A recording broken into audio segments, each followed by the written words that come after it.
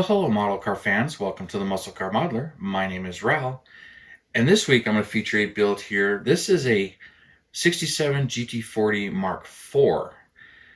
Now, if you know the story of the GT40s, this is the latest development from Ford in the GT40 program as it was advancing, and they were, going all out and really investing in this program. And you didn't really see it in the Ford versus Ferrari movie, but that's because that movie stops where this car was, starting to take off. So in the GT40 program, they had the Mark I, the small block cars, and the Mark IIs, which were the big block cars, which is what you see most of the time. There was a Mark III. That was a street car where they decided to take the Mark I, Mark II design, make it a street car, something they could sell to the public. Very expensive, but to have an actual street version, they're super rare. I believe only like 6 of those were made, and I'm not familiar with any of them being available in kit form or even in resin form. Would like to build one of those if whenever it becomes available, but it's kind of like an odd chapter in the GT40 program. And then this is a Mark IV, the latest development. Now, it's also a J car. That used to confuse me. I had to do some reading into the whole program to really understand that the J car program, it was Ford, but it was farther along. They were developing a car to be lighter. They wanted to make the same thing, but 300 pounds lighter. That's what this car is. And to do that, it was going into aircraft technology where they were using honeycomb aluminum construction for the chassis and belly of the pan, and it was a composite body, like fiberglass body panels, trying to save weight. Now, they did conduct a few J cars, and they were testing them and racing them. Unfortunately, Ken Miles died racing one, testing one. His car veered off the track, ended up in the dirt and rolling and toppling, and the body just came apart, and he was thrown and unfortunately killed.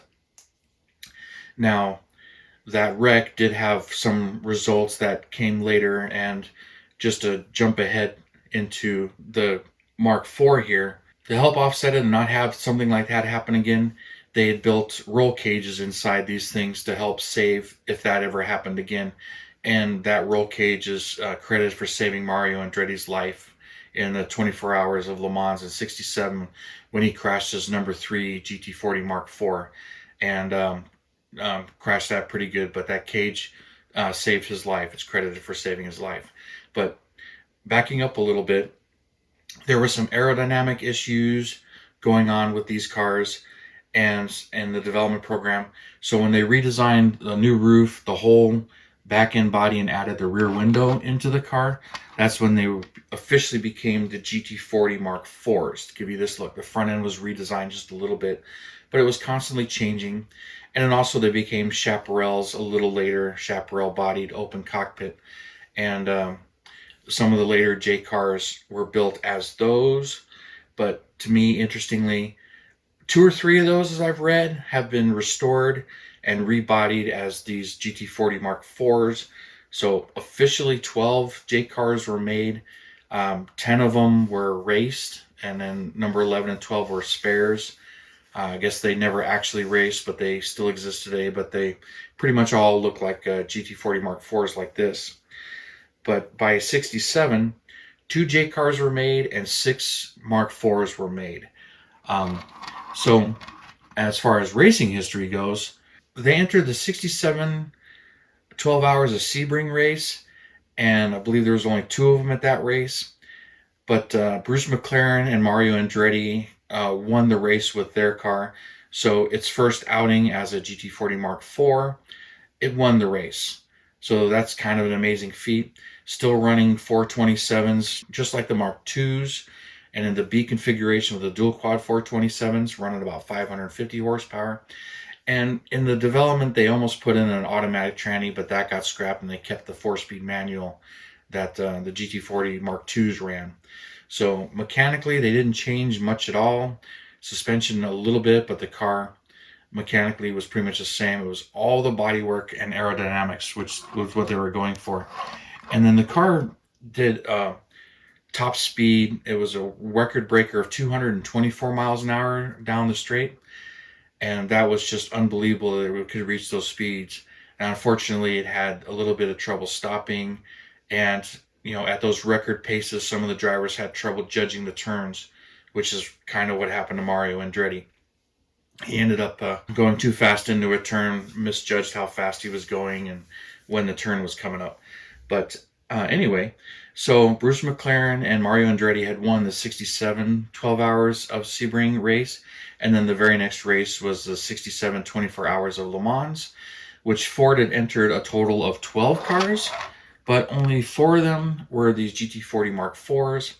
2 of them were under Shelby's control, and 2 of them were under Holman and Moody's control.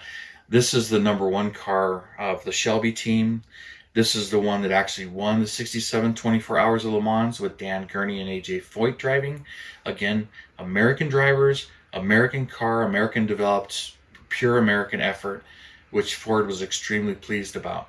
Now, unfortunately, that was the last race he's appeared in because they became outdated. The rules had changed, and at that point Ford had proven what they wanted, and they decided they were going to walk away. So Ford kind of dropped it, and the GT40 program continued on, but that's another story, and I've kind of covered that in one of the other things.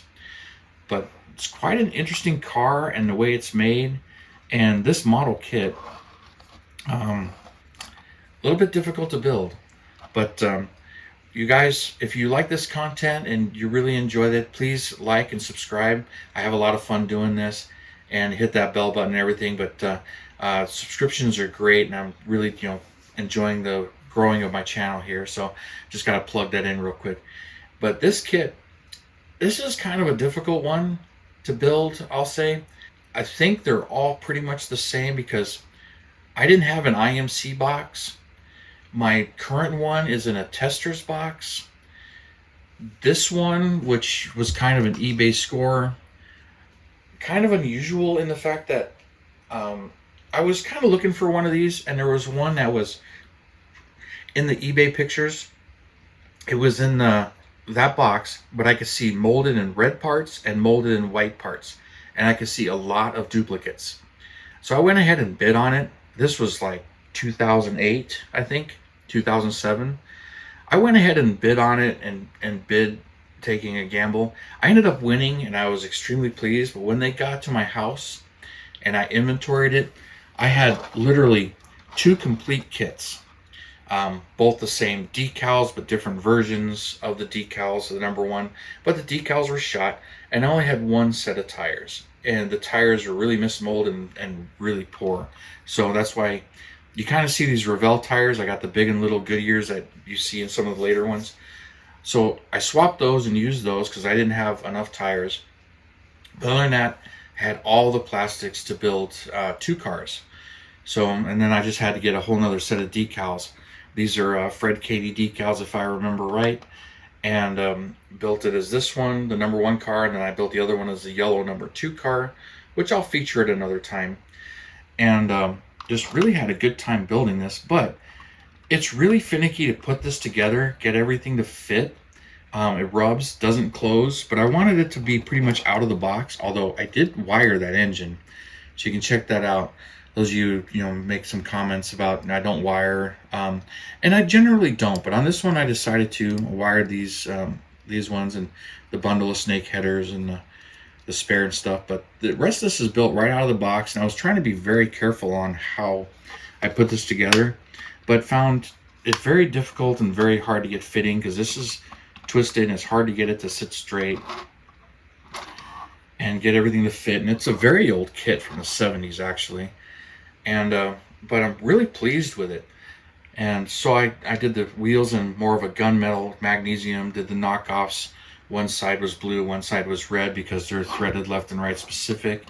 And they did that for the racers so that there wasn't any confusion on which ones went on which side, because you didn't have to pay attention to the threads. And got the back all done. And the decals aren't very nice, but they came out pretty good. And since then, I had a third kit that I scored for like 20 bucks. I wasn't looking for it, but I ran into it. But I wanted to do the number 3 Mario Andretti car, the 24 hours, which is a brown car with number 3. I thought it was funny that, the Shelby cars were 1, 2, the Dan Gurney cars were 3 and 4, and they were numbered sequentially and all had the same stripes. And then there were some other cars as well, Mark IIs that were there, that were raced as well with different numbers. There's a light blue Mark II that's number 57 that I got decals for that as well. But I do want to build that other one. There's some resin ones that fit really nicely, but this was somewhat of a challenge to build, and I did get them both done, but it's one of those where I think I can do better. I want to do better with them, but I love the way they came out. I'm not gonna, destroy them or anything, because it's not the easiest one to build. So if you've built this one, I'm sure you can tell me, stories on how yours came out and if it survived. This one I did finish in 2009, I believe. Yeah, 2009 and 2010 is when I finished both of these. I'll show you that yellow one eventually. Dig that one out and clean it up. But it's still, love the GT40 story and all of that goes along with it. And this one was an interesting one, so I had to build it, even though it's a real fast bookmark, or it was only really in 2 races as a GT40 Mark IV. And then they raced on with the Chaparral bodies and did that. So the chassis did race a little bit farther, a couple more years, but there was really no success in that particular format. But the factory backing was lacking at that point in time. But just great cars with a great story, and these ones did fairly well as far as winning the only 2 races they were entered in. So that's just flat out amazing right there. And who knows in the record top speeds, but scary and careful driving with these. And even Mario Andretti has stated that it was one of the scariest cars he had ever driven. So I'm going to take his word for it. That guy is a legendary driver as well. So that's included for this one. So let me know what you think about it, and I really appreciate all of your comments, your likes, your subscriptions, and everything. And you guys, you have a wonderful weekend, and I will see you next Saturday.